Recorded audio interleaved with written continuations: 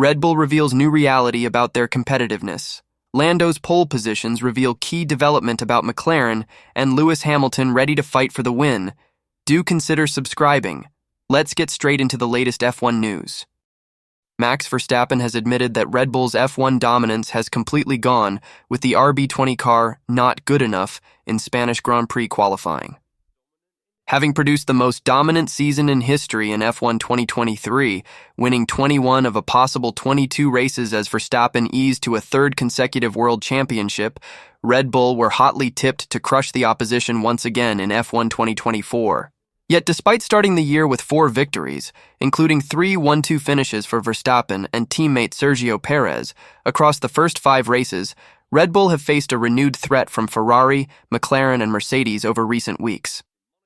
Having won just 2 of the last 4 races, Red Bull and Verstappen had been expected to be back to their best in Barcelona, where the Dutchman converted pole position into a dominant victory a year ago.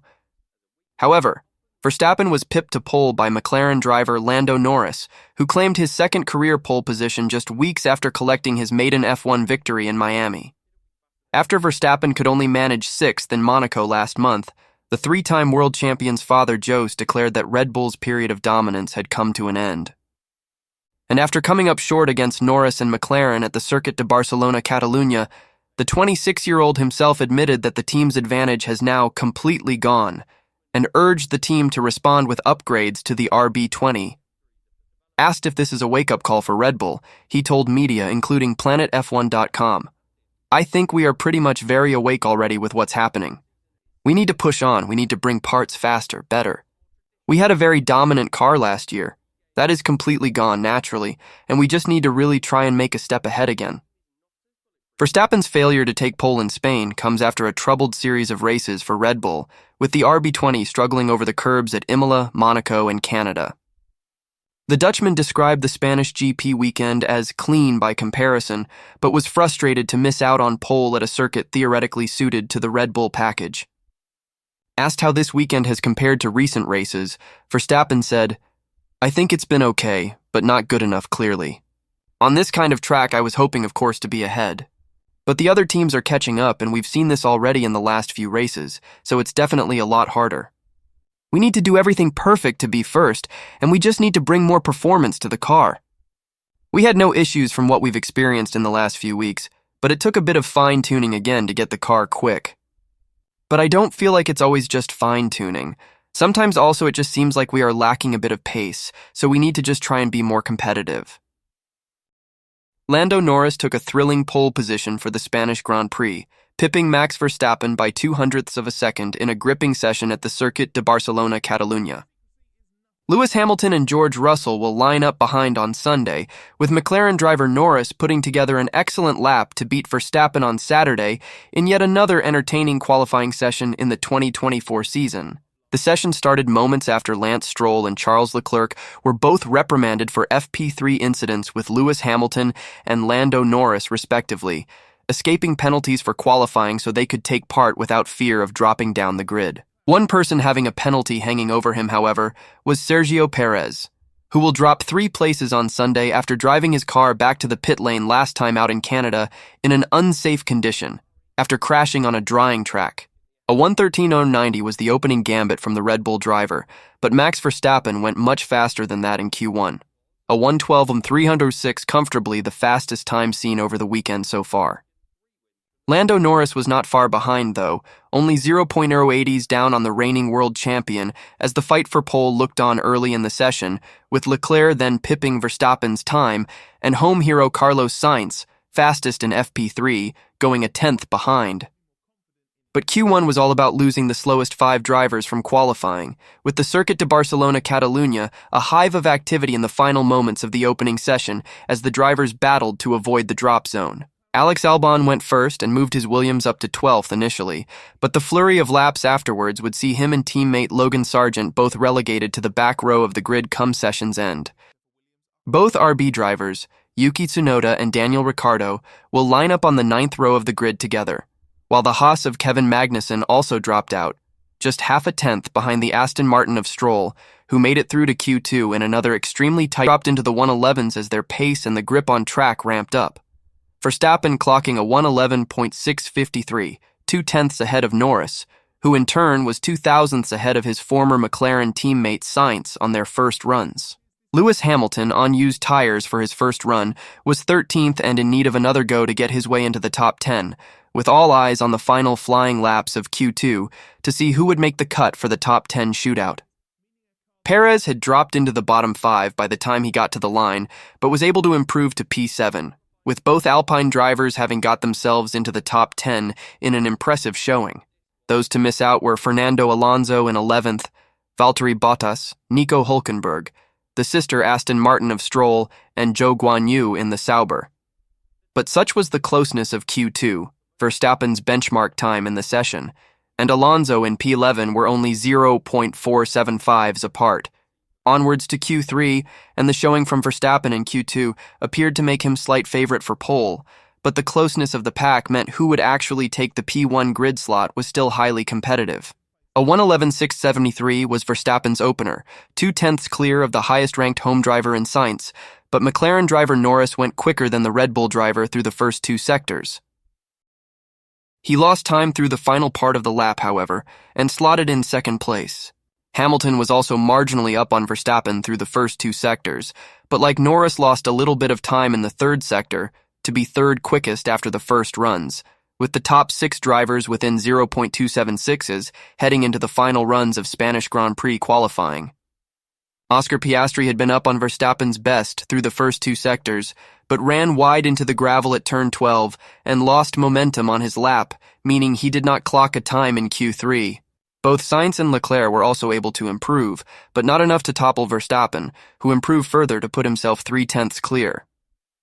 But Norris continued, and stole pole from the reigning world champion by 0.02 of a second in Spain, with the Mercedes duo separated by 0.002 of a second to line up on the second row. Charles Leclerc denied that he crashed into Lando Norris on purpose during FP3 and explained it was a misunderstanding. The 2 drivers came together at the end of what was an unusually heated final practice session, with Leclerc appearing to touch Norris on purpose, but the Ferrari driver has denied it was intentional. Leclerc escaped with a reprimand by the stewards, meaning he will start P5 in Barcelona, but when asked for his version of events by PlanetF1.com, the Monegasque said it was a misunderstanding more than something malicious. "My version is very simple," he said. "Lando exited the pit lane, and I was behind on a push lap, then when he aborted, I also aborted it. I braked to be alongside him, and I misjudged it. On the right, I didn't want to impede either the cars behind, and so I was a bit in the middle by being frustrated and looking in a mirror to try not to impede, and we collided, but it was a misunderstanding more than anything." Leclerc was then further pressed as to whether he made the move out of frustration, but said he would never do that, especially in FP3 with limited time until quali. "You're always frustrated when you do that, but you never want to touch," he said. Obviously in FP3, that's the last piece of the car today in qualifying, because we are further away than what we had anticipated.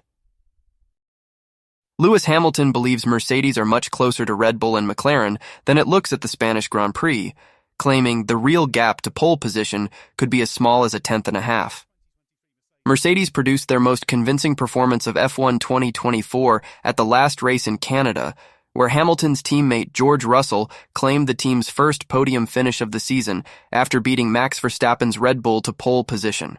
The W15 car has continued to show promising pace in Spain, where Hamilton and Russell will line up 3rd and 4th on the grid for Sunday's race. Hamilton's lap for 3rd was 0.318 seconds slower than Lando Norris's time for pole position, with the McLaren driver edging out Verstappen at a circuit widely expected to favor Red Bull.